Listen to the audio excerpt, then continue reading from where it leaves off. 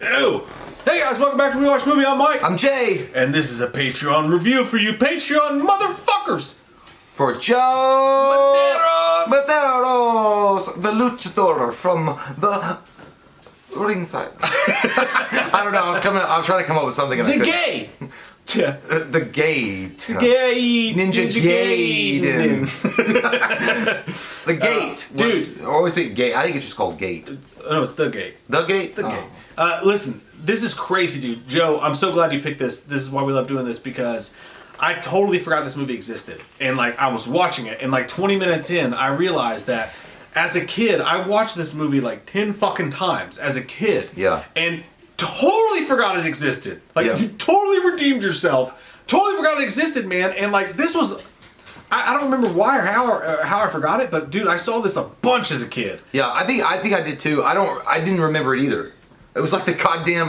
We were all actually having a conversation, Mike, myself, and his wife, about the Mandela effect. I think there was a fucking alien that made us all forget this movie. Yeah, I do remember this movie, and after we started watching it, or I started watching it, and Mike, I'm sure, was the same way. I was like, oh yeah, that's what it was. It's like finding an old toy in the attic that you haven't seen in a long time. You're like, holy shit, I play with this all the time. That's exactly what it's like. Yeah. Not only that, but dude, if you look at young pictures of me as a kid, as like a young kid, dude, Jeffrey Dahmer? spot fucking on, spot on this kid. Like the bulk, like the hair, Stephen Dorff, dude. This kid, and not only that, dude, but and it was Stephen Dorff, was just fucking wild. I know.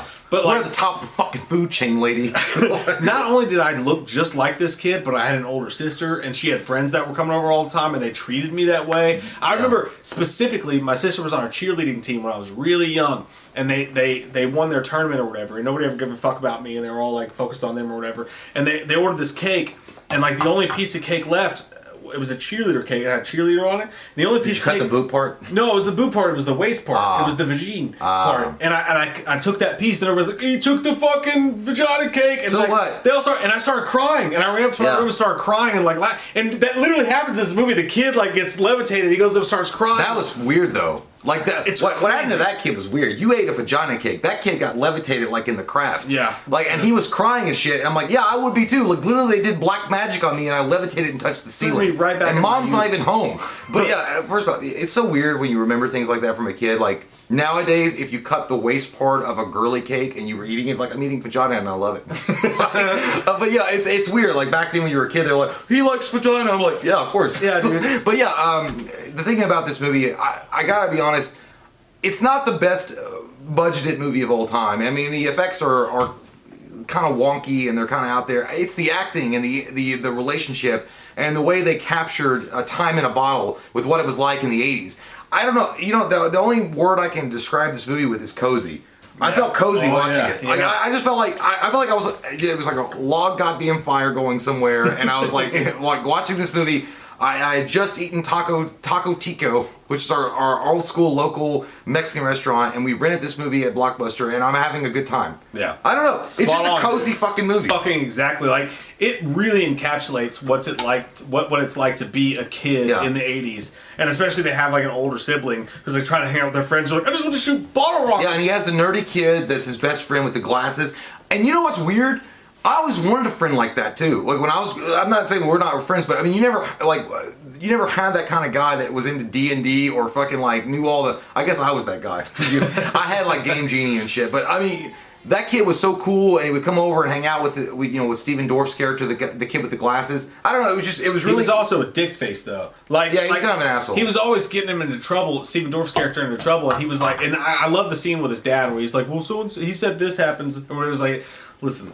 He lost his mom, and I think he's angry at the world about it. Oh, so he's trying to take it out. And I was like, that was a really good scene. Yeah, it was. Yeah, I don't know, man. Joe, you really knocked it out of the park with this selection because I'm gonna keep saying it, man. It was fucking cozy. It was like going back and getting an embrace. Yeah. Like a hug from the 80s. It's like, it's okay. And it had like... I know things have changed, but we're still here for you. But not only did it have the full-on 80s feel when you have the older sibling and they just want to party and they leave you alone, and like you have the shitty older sibling that like they just want to hang out with their friends or whatever, but also like the whole thing about being a kid in that time, like the parents leave or whatever, and he's left to face all this shit by himself, and it had like a Critters feel to it. Yeah, when those demons came up and they were like these tiny little hobgoblins. They look like miniature Jake Buseys. and then when shit gets really crazy. So if you guys don't know this movie, there's like a lightning strike on a tree house, and then he pulls up this giant rock figure, which is kind of how you saw the world as a kid. Like when you were a kid in that time, there was no Google. Like the outside was your adventure. Yeah. Like if you found a rock like that, you'd be like, this could be aliens. It could be fucking anything. Yeah. And it really hones in on that. A storm geode. Yeah, like some shit like that. But it hones in on that mystery that like you don't have now because you have Google and shit like that. But back then as a kid, you can go out in the woods, find some fucking weird goddamn pipe and be like, dude, this is special. Like Encino Man, like shit like that. We go, or like Honey, I Shrunk the Kids. Like just that, like that. Again, just going outside and experiencing an adventure. Happen. Yeah, dude, it was. Like the plot's kind of weird anyway. I mean, it's a strange ass fucking story, and the special effects aren't that great. They use a lot of stop motion animation in it, but you know what it is? I think other than cozy, I think it's charming. The whole fucking movie is just really charming, and it pulls you in, and it sets your ass down and says, "Enjoy me." And it has Sam Raimi feels to it. Like the way they shot shit, like it could have been bloody. It could have been really nasty. It felt like an Evil Dead style film. So like, and they find this geode out there, and he's like, "This could be from anything." And then he plays a record, this like metal band, and he's just hanging out in his room with his fucking rainbow. He's hanging out with his rainbow sheet, and he's doing the thing, and then they start explaining shit, and he's like, "Oh my god."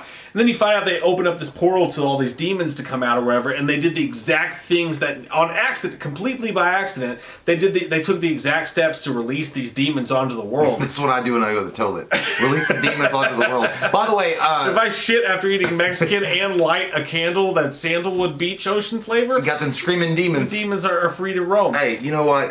Yeah, exactly. And the fact is, it goes back to your point, and it's perfectly made here because we were talking about there's no Google, there was no Yahoo search engine or anything bullshit like that, or Bing. There was none of that. That kid was just like hanging out in his room, and I didn't even see him playing a video game. He was just hanging out in his room listening to records, like fucking rocking out, dancing by himself. And then he's like, wait a minute, this makes sense. And he had to do investigative work to link the band to what was going on with his friend next door. I in a way, I kind of missed that day. I miss those like, where it's like, oh, I don't know. I'm gonna go talk to my friend about this because I had a crazy idea. Google took the mystery out of the universe. Yeah, man. but that's here's what this the weird movie thing. says more than anything else. The thing is, it came out in 1987. This movie did, and I had to look this up, and because I noticed that, these kids are in homes that are well-to-do. I mean, they're like middle income kind of families. Yeah, suburbia. I didn't see a Nintendo fucking anywhere. So I looked it up. I was like, what was the Nintendo sales in 1987? And they were fucking huge. Yeah. So I'm like, at least they could have shown one of the kids playing like Super Mario Brothers or Link or Zelda or something. I don't know. But they couldn't pay for the property rights or something. Yeah, or Steven Dorff, is an asshole. But but dude, what a great movie. It really was fun. It was such a cool movie to watch again. And it's one that you want to watch when you have a lot of time. Like, so it's not like, it doesn't like invigorate you. It doesn't like pull you in and like, oh my God, what's going to happen next? But as you said, it's cozy. So like, it's a perfect like rainy day. I want to watch a horror movie that reminds me of what life was like in the 80s. Well, it was good. I want to watch that movie. Yeah. Yeah. And it's got so many of those good moments. And again, like all of a sudden these tiny little creatures come out. Like they did this with Ghostbusters, right? Like they pulled out the Marshmallow Man or whatever. It's like that. And they're like,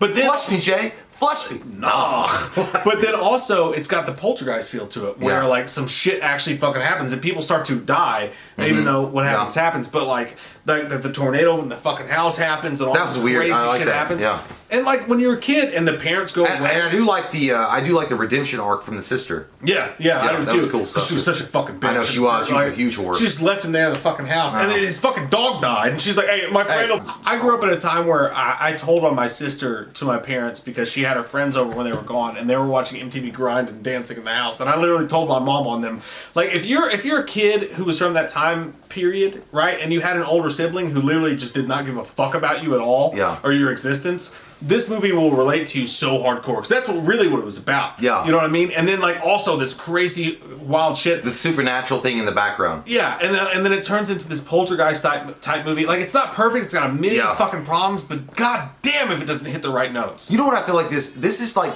if you got kids. This is like training wheels for them to get into horror movies. Like you could let them see. I mean, was there? I don't think there was titties in this. No. There's no titties. There's titty free. There's some graphic, somewhat graphic but I mean, I'm using that loosely. Graphic violence in this movie, but not bad. So if you had a kid and you're like, I want to get into horror movies, I think that this movie would be a pretty good stepping stone. And they use the parents, like, so like the parents are gone. Yeah. Which is like every kid, like, oh, we left you money for pizza on the fridge. Yeah. And, like, that was a weird, mysterious moment for all of us kids. Don't like, you miss that? Yeah. Don't you like, miss those yeah, days? You're in the house. It's night. Where they're not gonna be like, I want to text you when we get there. They'll be like, oh, we left you money. Yeah. Order a pizza. I might call. Yeah. Don't have a party. Yeah. And then like your parents are gone for like 2-3 days, and then like you're there, and your friend comes over, and your older sister or older brother's having a party, and you're in this weird fucking this weird like biodome of this life that you're living. And like what was freaky about it is they brought the parents back into the equation. Oh, that was really the one gory moment is when the dad shows back up and he picks him up and he starts choking me. He's like, "You're in trouble!" And then the dad's face starts melting and shit. Yeah, for that was really good effects. And then there was also the scene where the kid with the glasses gets taken by the workman from the wall. Yeah. And then he's in there and biting the sister's hand. And then she I think she stabs something in his eye, and it's like he's like, she used a Barbie to fucking stab him. Yeah, look, what a wonderful movie. Yeah. Like it really Great is. choice, It's so good. For me, it's a 9. It's one of those movies that really makes me feel good on the insides. Yeah, like I'm giving it an 8, but I get it. Well, I mean, it's like for me, like you look at like something like The Monster Squad or something like that came out during that time. Mm-hmm. Like, there's just something about these movies that really pull you in and make you feel like comforted. I don't know. Like, it's a reminder of the bygone era, man. And that sounds so stupid. I know, I get it, but like it just makes you feel comforted. And it's supposed to be a horror movie. It's supposed to be scary, but it's. With today and everything else going on and all the bullshit that's happening in the world, and everything is at the tip of your fingertips. Yeah. I like these kind of movies because it's like you get to watch people that didn't have all that shit and what it was like. And for us, it's a snapshot of what it was like when we were growing up. Yeah, it's a reminder. Yeah. Like more than anything else. Like, don't rely on technology, bitch. Skynet. Remember it. It's a reminder of the mystery that life was then as a kid. Like, it's a perfect reminder of that. So definitely watch it, dude. Joe Madeira's great fucking pick. Awesome dude. pick. And it's the crazy thing about this is that I completely forgot this movie existed. I was 20 minutes in and I went, oh, fuck. It's the Mandela I've effect. seen this like 20 goddamn times, man. By the way, just don't recommend Gate 2 because that movie sucks big bowls. And I'm not. Yeah, it really is bad. Hey, we love you, Patreon. Well, this was, by the way, this had a really, really low budget. Super low. I'm not they sure. did some wild shit. Yeah, they did a really good. And I got to be honest, I'm a sucker for good stop animation. Like when it's done correctly inside the story and it makes sense, it's good. I was a fan of Clash of the Titans, the original Clash of the Titans, and they used a shit ton of stop animation, and it was quirky and corny, but it was fun. They do that in this, but in the second one, Gate 2, they cut their budget even more in half, and Stephen Dorff doesn't even come back. Now it's just about the kid in the glasses, for some reason resurrecting the demons once again. So it's kind of stupid. But either way, Gate, man, fucking dead on. I hope somebody recommends House. Excellent fucking choice, Joe. Guys, we love your fucking faces. Thanks for being Patreons. Thanks for being the lifeblood, the backbone of this fucking channel. We love your fucking faces. We'll see you guys soon. Yeah. And Derek, stop trying to get on Mike's dick. I want you to suck me. See?